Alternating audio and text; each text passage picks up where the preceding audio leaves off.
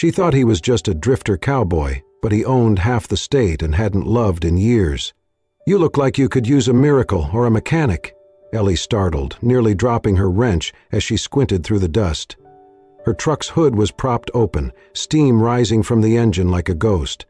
She spun toward the voice and saw him, tall, dust-covered, sitting astride a black horse that looked like it belonged in an old western. He wore a battered hat pulled low over his eyes and a worn denim shirt that matched the land behind him. She straightened her back, hand still clutching the wrench. "Depends on which one you're offering." The cowboy gave a half smile. "Well, I left my miracle kit back at the last ghost town, but I'm decent with engines. And horses if you've got those too." Ellie hesitated. The sun was dropping fast, her phone was dead, and she was still 10 miles out from the ranch. Coyotes had started to howl in the distance. "Truck overheated," she muttered. "Or maybe the alternator's shot. I'm no expert." "Mind if I take a look?" he asked, dismounting slowly. She nodded, watching him carefully as he approached. He moved with quiet confidence, no rush, no swagger, just steady steps that crunched softly on gravel. He set his saddlebag down, removed a rag, and leaned over the engine like he had done it 100 times. Ellie crossed her arms. "What's your name?" "Robert." "Just Robert?" He looked up briefly. "That's what I go by." She gave a short nod, unsure if that answer satisfied her. He worked in silence for a few minutes, wiping grease from a hose and checking the fan belt. The sun dipped below the hills, and the shadows began to stretch longer across the ground. "You live around here?" she asked, mostly to fill the silence. He shook his head. "Just passing through. You from this state?" "Close enough to smell it, far enough not to belong." Ellie didn't know what that meant, but something about the way he said it made her stop pressing. After 20 minutes, he wiped his hands on his jeans and looked up at her. "She'll need a tow. Radiator's busted." "I figured," she sighed. "There's a ranch about 10 miles west. Mine. Got a trailer and another truck there. If you can help me hitch it, I'll feed you dinner." Robert tipped his hat slightly. "Deal." It took another hour to hitch the truck to his horse and get her gear loaded into his saddlebag. She followed him on foot for a while until he insisted she ride. She climbed up behind him, awkward but grateful, trying not to lean too close, but the night air was cooling fast. When they reached the edge of her land, the old wooden sign greeted them, Silver Bend Ranch, 1979. The lights from the porch glowed soft and warm against the dusk. Horses in the pasture lifted their heads, but didn't run. Robert led them to the barn and helped unhitch everything in silence. "You any good with tools?" Ellie asked as they unloaded the supplies. "Depends on the job." "I've got a busted gate and a leaky roof, if you're looking for work."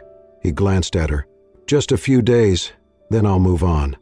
She nodded. "Just a few days." Later that night, Ellie set a plate of stew and cornbread on the table inside the small kitchen. Robert sat across from her, freshly showered but still in those weather-worn clothes. He ate like someone who was grateful, not starving, and never once asked for more than she offered. She watched him from over her glass. "You ever settle anywhere?" He shook his head. "Not in a long time. Running from something?" "Running toward peace," he said simply. That answer caught her off guard. The wind outside picked up, brushing the window panes with soft fingers. The night settled around them in a hush. They spoke little after that. She offered him the spare room in the old bunkhouse beside the barn. He accepted, thanked her, and stepped out into the moonlight. Ellie locked the door behind him, her brow furrowed. There was something about him, calm but distant, kind but closed off. A drifter cowboy, she thought. One of the old kind. She shook her head, poured herself another glass of water, and turned off the lights. But sometime just before dawn, a crash shattered the quiet. Ellie bolted upright, heart pounding. Outside, the horses were screaming. She grabbed the rifle by the door, threw on her boots, and ran toward the barn. She'd barely made it halfway before she saw them, 3 figures in the shadows, moving fast, one already inside the barn. One of the doors hung off its hinges. Then came the sound of fists, grunting, a body hitting the wall. She raised the rifle, trembling, but then saw movement at the side. Robert.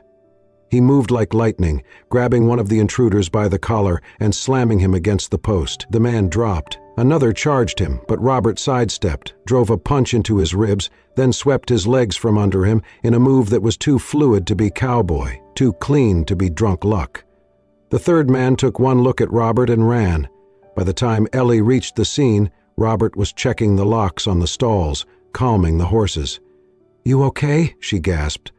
"Better question for them," he replied, nodding toward the two groaning men on the ground. She stared at him, stunned. "Who are you?" He met her gaze. "Just Robert." But Ellie wasn't sure she believed that anymore. Robert worked with his sleeves rolled and his words few.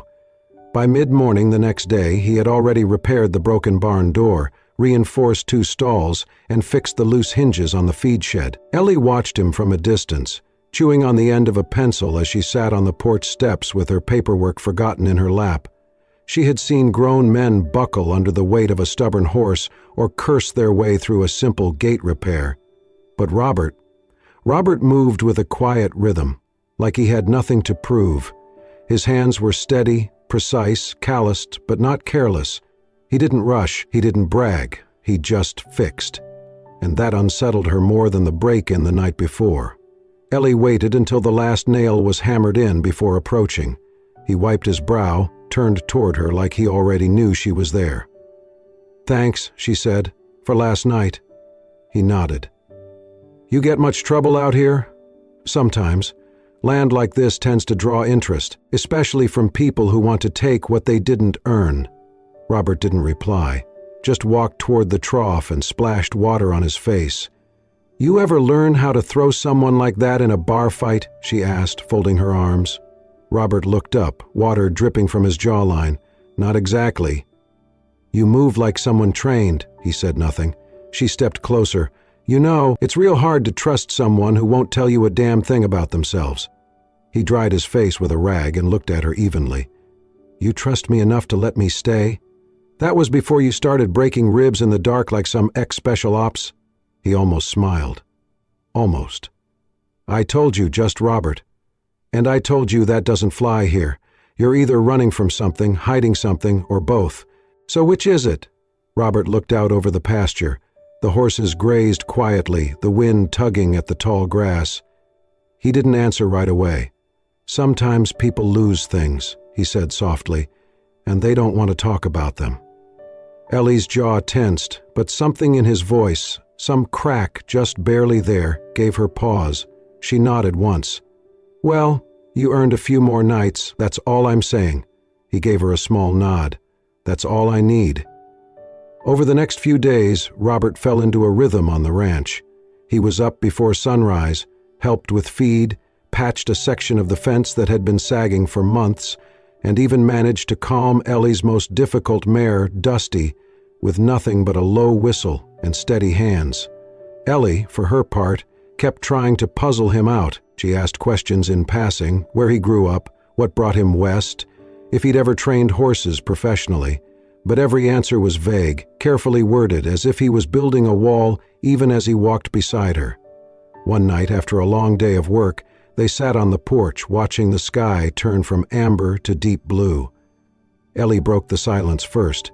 "My dad used to say, land was only as good as the man willing to stay and work it." Robert nodded, his gaze on the horizon.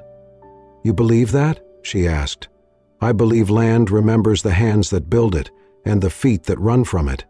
She tilted her head. "And which are you?" He looked at her then, really looked, eyes shadowed but honest. "I used to build, then I ran, still figuring out which one wins in the end." For a moment neither of them spoke. Then Ellie asked, "You good with horses because you love them or because they listen better than people?" Robert chuckled softly. "Little of both." Ellie smiled. "You ever think about staying in one place?" His eyes didn't leave the land. "Sometimes. You think about staying here?" He turned to her, slower this time. "Would it matter if I did?" She blinked, her chest tightened. "I don't let people in easy," she said quietly. "Me neither." Their eyes met. Something unspoken passed between them, acknowledgement, maybe even understanding. No declarations, no promises. Just two people who had learned to survive the hard way, wondering if maybe this time was different. Then, in the distance, The sound of a truck rumbled over the gravel road. Ellie stood, tension snapping back into her shoulders. "That's Ray." Robert watched her face change. "Problem?" She nodded grimly. "Big one." And just like that, the calm they'd built was about to be tested. The truck pulled up in a cloud of dust, its engine growling low like a warning. Ellie stood frozen on the porch, arms crossed tightly across her chest, jaw locked in a way Robert hadn't yet seen. Ray stepped out of the driver's seat like he owned the land beneath him, same as always. He was tall, tanned, and wore a tailored button-down that didn't belong anywhere near dirt. His smile was wide, practiced, polished. Robert didn't like him instantly. "Ellie," Ray said, walking toward the porch like he'd been invited. "Long time no see. Heard your truck broke down. Thought I'd swing by, lend a hand." Ellie's voice was flat. Too late. Someone already helped. Ray's eyes flicked to Robert, who leaned against the porch post with casual indifference but sharp eyes. Robert didn't move, didn't blink. He didn't need to. Ray's smile twitched. "Friend of yours?" Robert didn't respond. Ellie stepped in. "He's helping around the ranch. That's all you need to know." Ray chuckled, turning back to her. "That's so. I figured after what happened you'd be ready to talk business. The offer still stands." "It never stood, Ray," Ellie snapped. "You just keep pretending it did." He tilted his head, mock hurt. "Come on now, you know you can't keep this place afloat forever. You're a heartbeat away from foreclosure, and I've got the means to fix that. I'm not selling." He stepped closer, lowering his voice. "You sure about that? Because next time, I might not come asking." Robert straightened then. "You threatening her?" Ray turned. "Excuse me?" Robert walked slowly down the steps, calm, controlled. "You came uninvited. You're pushing. I'd call that a threat." Ray took a half step back, caught himself. "You don't know who you're talking to." Robert's smile didn't reach his eyes. "No, but I know the type." Ray narrowed his eyes. "This ain't your business, Cowboy." Robert's voice dropped. "It is now." Ellie stepped between them. "That's enough. Both of you." Ray took another breath, trying to recover his arrogance. "You'll regret this, Elle. You always do." He turned, walked back to his truck, and peeled off down the gravel road, flinging dirt behind him. Robert watched until the dust settled. "You okay?" he asked quietly. Ellie nodded, but her fists were still clenched. "He's not going to stop." Robert looked out across the land, his jaw tense. "Then neither will I." That night, Ellie barely slept. She checked the locks twice, walked the fence line by flashlight, and jumped at every sound the wind carried. Robert sat in the barn, sharpening a blade with slow, steady strokes, eyes fixed on the door. It wasn't until just past midnight that it happened. A metallic bang. The horses panicked. Ellie was already running as Robert burst from the side stall, moving with frightening precision. Two men in black hoodies were halfway through unchaining the stall doors when he tackled the first one, driving him into the ground. The second man pulled a crowbar and swung. Robert ducked, countered, grabbed the man's wrist and twisted until the weapon dropped. One punch, two. The man was out cold. Ellie arrived with the rifle, panting. "You good?" she asked. Robert nodded, breathing hard but steady. They weren't pros, just hired hands. "Ray?"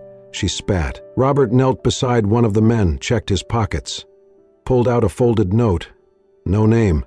Just a crudely drawn map of her property, and the stall marked with a red X. Ellie felt her blood run cold. "They were going to take the mare," she whispered. "Sell her, damage the ranch's reputation." Robert stood, eyes narrowing. "He's not just trying to scare you. He's trying to dismantle you piece by piece." Ellie felt something shift inside her. "I can't do this alone," she said. "You're not," Robert replied. The next morning, Ellie found him tightening the perimeter fence with fresh barbed wire. She brought him coffee, silent for a moment before saying, "You didn't even hesitate last night." Robert looked at her, hands still dirty. "Didn't need to. You've done this before." His silence was answer enough. "Why do you hide it?" she asked. "Because the last time I fought for something," he said slowly, "I lost more than I gained." She swallowed. "And this time?" He looked at her, eyes softer. Still figuring that out, she placed the mug on the fence post beside him. "Well, for what it's worth, I'm glad you're here." He nodded. "So am I." But in the back of her mind, Ellie knew Ray wasn't finished, and Robert was starting to look less like a cowboy and more like someone trained to survive much worse. It started with a box, an old dusty one shoved into the back of the hayloft, behind a tangle of ropes and broken tack. Ellie hadn't meant to find it. She was searching for extra blankets and nearly tripped over it. The box was heavy, metal corners, a rusted latch, and when she flipped it open, a cloud of old barn dust filled her lungs. Inside were papers, dozens of them, neatly folded documents, yellowed at the edges, tied with a leather strap. And on top, an envelope with the name J.D. Harrison written in elegant, precise script. She froze. J.D. Harrison. It wasn't a name she heard often, but she remembered it. Everyone did. Years ago, it had been all over the news. Robert D. Harrison, the silent partner behind the largest land and oil acquisitions in the region, the man who had quietly amassed an empire by the age of 35 and then disappeared. Vanished, they said, after his fiancée died in a private plane crash en route to a charity gala. Rumors flew, grief, scandal, guilt, betrayal. Some claimed he lost everything in a silent buyout. Others whispered he had staged his own death. Ellie stared at the envelope, then pulled the documents free. Titles, deeds, trust papers, and legal letters. Most bore his signature, Robert's, but not just Robert. Her heart raced. She climbed down the ladder, hands shaking, and went straight to the house. She needed confirmation. She powered up her old laptop, Googled the name, and there he was. A younger version, clean-shaven, sharper around the edges, dressed in suits worth more than her truck. But the eyes were the same. It was him, Robert. Robert D. Harrison. The man who had owned half the state. The man sleeping in her bunkhouse. The man who hadn't loved in years. She found him in the pasture later that evening, checking the fence line with one of the younger colts trailing behind him like a shadow. He looked up as she approached, reading her face before she said a word. "You found it?" he said quietly. Ellie didn't answer. She just stood there, papers in hand, betrayal in her voice. "You lied to me." Robert exhaled slowly. "I didn't lie, I just didn't tell. You let me believe you were some wandering cowboy, some drifter with a quiet past and a few regrets. You let me trust you." "I never asked you to," he said, not unkindly. "But you knew I did." He nodded. "Yes." Ellie paced, her voice shaking. "You're Robert Harrison. You're the guy who disappeared after his empire crumbled." "It didn't crumble," he replied. "I walked away from it." She turned to him, eyes sharp. "Why?" He paused. "Because I built something I thought would change the world, and when the world broke it, I didn't have anything left but silence."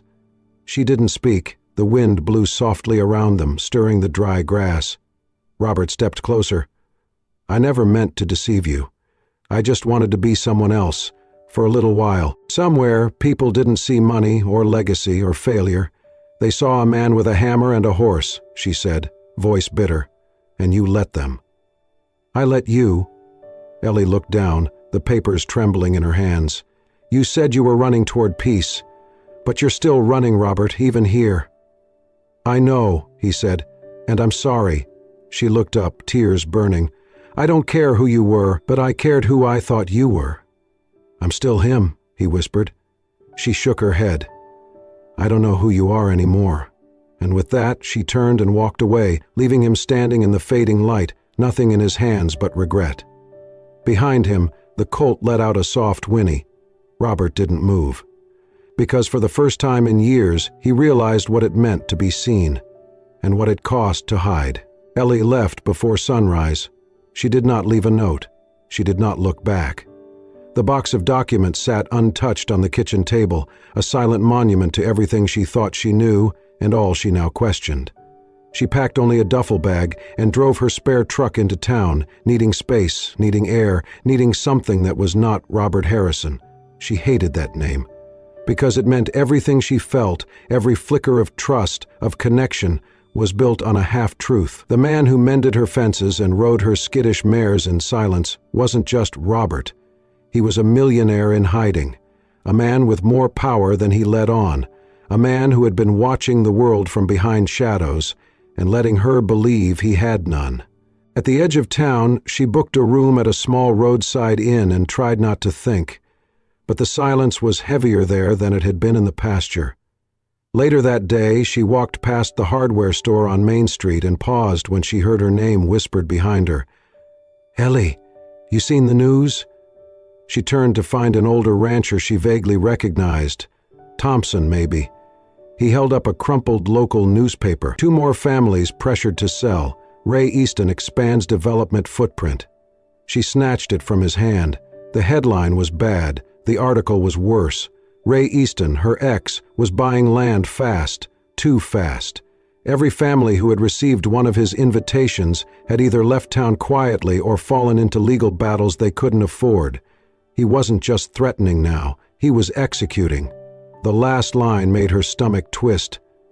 Executed. With no resistance, Easton Development expects to break ground within 3 months on the southern edge of Silver Bend. Her land, her home. The puzzle pieces snapped together.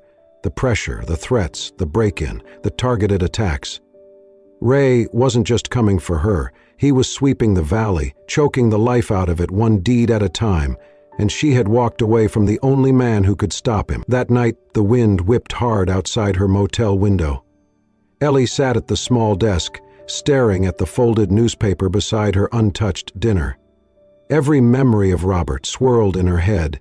His quiet strength, the way he always rose at dawn, the scars on his knuckles, the sorrow behind his eyes. He hadn't lied to hurt her. He had hidden to protect what little of himself was left. And she had run, not because he wasn't who he said he was, but because, deep down, he had become someone she might love, and that terrified her. But now, love wasn't the point.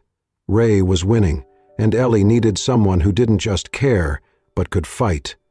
At dawn, she drove back. The ranch was quiet. The front gate stood open. The air smelled of dust and horses, and something deeper, something like returning. She found him in the barn. Robert was brushing down one of the colts, sleeves rolled, his movements steady, as if nothing had broken between them.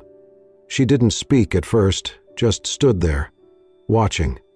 He turned, and when their eyes met, there was no anger, no demand, only waiting. "I read the news," she said. He nodded. "He's moving faster than we thought." "I know." She stepped closer. I walked away. "I know that too." There was a long pause. Her throat tightened. "I didn't come back for an apology or an explanation." Robert looked at her carefully. "Then why did you?" "Because I need you," she said. "Not just the man with a wrench and a soft voice. I need Robert Harrison. The man who built half the state. The man who can stop Ray before he burns it all to the ground." His eyes softened. "Are you sure?" "I'm not sure of anything," she said, "except that you never stopped fighting, even when no one saw it." He stepped forward. "And I never stopped wanting to protect this place, or you." Ellie blinked back tears. "So what do we do now?" she asked. Robert picked up a folder from the bench, a legal file marked in bold, Easton Holdings, LLC. "We make a plan," he said, "and then we make it loud." Together they walked out into the morning light. Ray had power, but they had purpose, and maybe, just maybe, that was enough to win. 3 days later, the old meeting hall in town was packed. Robert stood at the front, sleeves rolled, tie absent, his voice low but clear. A large easel behind him displayed maps, deeds, and a trail of connections, names of shell companies, real estate transfers, and financial footprints that led inevitably to one man, Ray Easton. Ellie stood beside him, scanning the crowd. Farmers, teachers, ranchers, some angry, some scared, all tired of being quiet. "I know I haven't given you reason to trust me," Robert said, "but you all know Ray's offer isn't business, it's pressure. You've seen it, felt it. I've seen what happens when men like him go unchecked, and I'm done watching." He held up a packet of documents. "These are legal filings for injunction. I'll cover the costs, you just need to stand with us." The room was still. Then an older woman raised her hand. You really, Harrison? Robert nodded. Yes, ma'am. Then why help us now? He paused. Because I didn't before, and I should have. A murmur ran through the room. One by one, people nodded, then stood.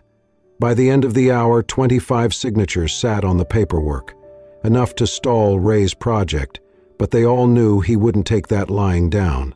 That night, Robert paced the barn, phone pressed to his ear. Yeah, we filed. Injunction hits first thing in the morning, he said, which means Ray's out of options unless he uses force. He hung up. Ellie stood in the doorway. You think he'll show? Robert nodded. He has to. At midnight, the sound of engines cut through the silence. Ellie's stomach dropped. They're here. Robert handed her a flashlight and a walkie-talkie. Go out the back. Call Sheriff Lang. Tell him what's happening. I'm not leaving you. I'm not asking, he said. But she didn't move. Robert exhaled. Then stay close. They slipped out into the shadows. Headlights flared on the other side of the pasture, at least 3 trucks. Figures jumped out, flashlights sweeping the land. Ray's voice rang out, cold and cocky. Robert, come on out. We both know this land doesn't mean a damn thing without blood on it. Robert stepped into view, shotgun lowered but ready. You made your move, now back off, Ray snarled. You think paperwork's gonna stop me? No, Robert said. But witnesses will. Sirens echoed in the distance. Ray cursed. You called the cops? Robert's grip tightened. No, Ellie did. Ray turned just as she stepped out behind him, rifle aimed. Back away, Ray. He lunged. A gunshot cracked through the night. Ray dropped to one knee, clutching his side. His men scattered into the dark. Ellie ran to Robert, heart racing. You okay? He nodded, though a gash bled from his temple. Close enough. The sheriff's cruisers tore down the road seconds later, blue and red lights slicing through the dust. Ray was arrested on the spot. Unregistered weapons, attempted assault, trafficking. The deputies didn't need convincing. By the time the sun rose over Silver Bend, the legal fight had just begun, but the worst of the war was over, and they had won the first battle, together. Robert was slower on his feet for the next week. The gash above his temple was stitched, the bruised ribs bandaged, but Ellie could tell pain had a way of settling into more than just muscle. She noticed it in the way he stood a little too long at the fence line, watching the wind tug at the grass, in the quiet sighs he let slip when he thought she was not looking. But he never complained, and she never left his side. They worked in rhythm again, like nothing had broken between them, feeding the horses, walking the pasture, tending to the small garden behind the barn. But there was something gentler now in their silence, something understood. One evening, as the sun slipped behind the hills and painted the sky in warm streaks of peach and rose, Ellie found him sitting by the corral, brushing Dusty with slow, steady strokes. You're going to spoil her, she said with a soft smile. She deserves it, Robert replied, running his hand down the mare's neck. We all do once in a while. Ellie joined him on the bench, folding her hands in her lap. You ever think about what comes next, she asked. Robert didn't answer right away. Every day. And? He looked over at her, eyes steady. I used to think I was built for building things, deals, projects, empires. But lately, he trailed off, gaze drifting toward the hills. I just want to build something that lasts, something quiet, something true. Ellie swallowed hard. You have. Robert reached into his Robertette pocket and pulled out a small, worn box. Not velvet, not new, just simple like everything about him. He opened it to reveal a silver ring, delicate, hand-worked, with a single faint engraving on the inside. She recognized the script immediately. It was her mother's handwriting. Somehow he'd taken a line from an old birthday card she'd once left on the kitchen table and had it etched. Come home when you're ready. Ellie's breath caught. Robert didn't kneel. He didn't make a speech. He just looked at her, eyes full of a quiet, raw honesty. I haven't loved in years, he said softly. And I didn't think I ever would again, not like this, not where it mattered. Ellie blinked back tears. I don't need a church, he added. I don't need a crowd, I just need you, and the sound of your boots on the porch every morning. She laughed through the tears, then nodded, her voice trembling. "Yes." Robert slipped the ring on her finger. It fit like it had always been waiting for her. They sat there a while longer as the night crept in, the stars blinking into view one by one. No fanfare, no flash. Just two people, quietly, completely, choosing each other. After all the noise, after the fighting, after the long road of grief and guarded hearts, they had come home, and this time they would stay. 1 year later, the hills of Silver Bend were greener than they had been in decades. A slow spring rain had rolled through, coaxing wildflowers out of the hard-packed dirt. Horses roamed the pasture, their manes fluttering in the breeze. Laughter rang from the barn, children's voices, light and full of life. The ranch was no longer just a home, it was a refuge. Ellie stood on the porch, a sleeping infant tucked against her chest in a woven wrap. Her daughter, Wren, had her father's steady brow and her mother's quiet stubbornness. The baby stirred slightly as Ellie watched a group of teenagers saddle horses under the guidance of 2 volunteers. Across the field, Robert walked beside a boy of about 10, holding the reins of a patient mare. He moved more slowly now, not from age, but from purpose, like every step mattered. The boy laughed at something Robert said, and Robert ruffled his hair. This was what they had built. After the storm of Ray's downfall and the court battles that followed, the community had come together. People Ellie never imagined would stand in the same room now worked side by side. The ranch became a non-profit center, offering equine therapy for veterans, at-risk youth, and families who had lost too much. Robert never put his name on anything. He didn't want attention. He just wanted to give back. Ellie walked down the porch steps, careful with Wren's head tucked beneath her hand. Robert saw her from across the corral and smiled, that quiet, easy smile that still undid her every time. "Morning, Mrs. Harrison," he called. "You're late for breakfast, Mr. Harrison?" He met her halfway, kissing her forehead gently, before peeking at the sleeping baby. "She's out cold." "Like her father after fence duty." Robert chuckled. "Fair." They walked together, the golden light warming the earth around them. A sign creaked softly near the entrance of the ranch, freshly sanded and lovingly repainted. It was mounted to the original post her father had put up decades ago, the new name carved deep in the wood. Harrison Ridge, where we come back to life. Robert looked at it and let out a slow breath. "Think your dad would have liked it?" Ellie nodded. "He would have liked you." Robert's eyes softened. "Took me long enough to earn that." She reached for his hand. "You earned it the moment you stayed." They stood there a while, watching the wind roll through the hills, their daughter pressed warm between them, the ranch alive with sound and spirit. They had lost much, but they had built more, not with steel or oil or power, but with love, with truth, with the quiet decision to keep choosing each other, day after day, no matter how the world turned. As the sun rose over Harrison Ridge, Ellie looked up at Robert and smiled. "Let's ride," she whispered.